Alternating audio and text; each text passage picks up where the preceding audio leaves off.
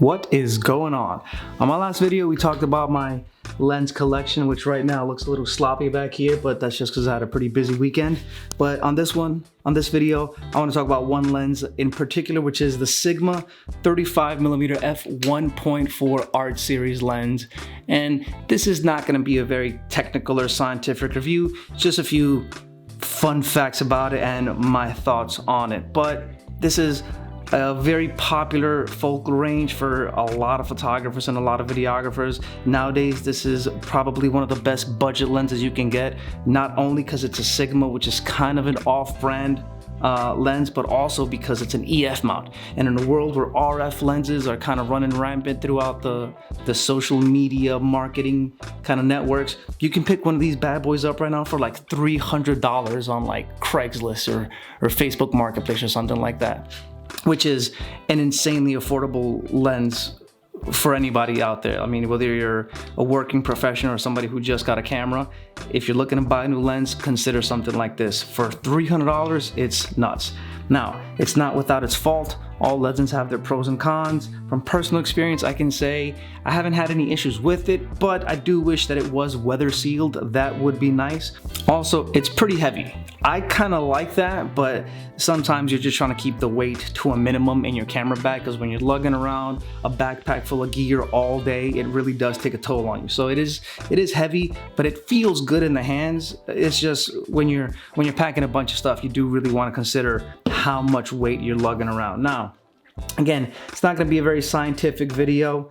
I'm not that guy, but we'll talk about a few scientific facts regarding the Sigma 35mm. It's an EF mount lens. Like I said, if you're using a mirrorless camera, buy the adapter. You're still saving so much money as opposed to buying an RF 35 or even the Canon 35. But it's for full frame lens. It's got an aperture range of f1.4 to f16, two spherical elements with floating element system, super multi-layer coating, hypersonic AF motor and manual override, and a 9-blade aperture, and compatible with the Sigma USB dock. So you can do firmware updates on this, which can be useful if you're having issues with your autofocus.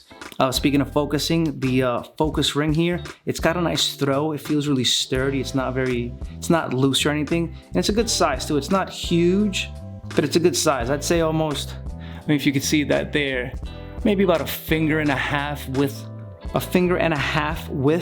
on the focus ring, which isn't bad. It's got a nice, you can hear the click almost of the, it's got a pretty far throw actually. Yeah, you could do it with one hand, but it does have a pretty far throw. Also, it doesn't have image stabilization, which is kind of a bummer, but for photography at 35mm, it's not a big issue unless you're doing long exposures or you're shooting in really low light. But again, the 1.4 helps with the low light, so it kind of balances out. And as far as video goes, throw it on a gimbal and you're good to go. You know, 35mm, I don't think I don't think image stabilization is something that's really a priority at 35. I think image quality and sharpness is what you're looking for, and I guess also how fast it can focus. And again, I haven't had any issues with the speed of the autofocus. It always locks on. It's never really failed me, at least any more than any other lens, I would say. But again, for $300, this is a solid buy. Look into it, check it out, consider picking one up or try one out. You know, rent one, borrow one from a friend. You know, hit me up. I'll let you borrow it. No, I won't. That's not true. But, you know, let me see. Can you see that over there? Or is it too dark? Yeah, it's coming out of the light there. The camera's pretty far away on this one, but yeah, I think it's sick. I do want to get the Canon version, like I said before, but again, it's just because of my OCD. I just want that red ring to match all my other lenses. But even if I do get it, I don't think I'll ever get rid of this one. I think it's just going to stay in my bag forever, especially because I'm not going to sell it for $300. You know, that's... what am I going to do with that? Pay a phone bill? You know, I mean, unless I need it, I guess, unless things get rough, if business slows down. That being said, lunchbagstudio.com. Book a shoot, guys, you know? But yeah, drop a comment, hit that like button, subscribe, all that good stuff. And maybe I'll talk about another lens on another video. If you guys have any requests, anything you want to know about lenses or gear, drop a comment down below, shoot me a message, and let me know what's up. Peace. See you on the next one.